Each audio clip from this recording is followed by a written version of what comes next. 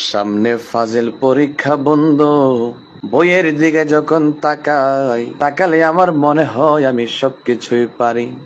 পরীক্ষার পরে আমার কণ্ঠস্থ, মুখস্থ, ঠোঁটস্থ, কিন্তু কি বলবো দুঃখের বিষয় বন্ধু, আজকে আমি মাগরিবের নামাজ পড়ে যখন পড়ার টেবিলের মধ্যে বসলাম, বসিয়া একটু চিন্তা করলাম শনিবারের থেকে আমাদের ফাজিল পরীক্ষা শুরু হবে।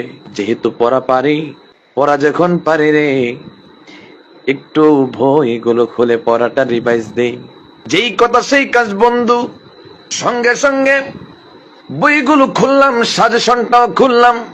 খোলার পরে যখন দেখি আরবি সব প্রশ্ন রে বাবা, দেখার সঙ্গে সঙ্গে দেখলাম আমার মাথার উপর দিয়ে হঠাৎ করে ঘূর্ণিঝড় আমফানের মতন চক্কর মারলো বন্ধুরে।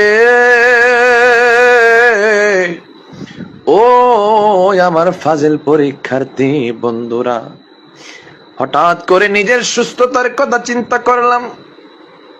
নিজের সুস্থতার কথা চিন্তা করে বইটাকে বন্ধ করে দিলাম, সাজেশনটাকে বন্ধ করে দিলাম। বন্ধ করে দিয়ে রে বই এবং সাজেশনকে তাদের আপন জায়গার মধ্যে রেখে দিলাম। ওই আমার ফাজিল দ্বিতীয় বর্ষের বন্ধু, ওই আমার বন্ধু, তোমাদের কি অবস্থা? পরীক্ষার প্রিপারেশন কেমন? জানায়ো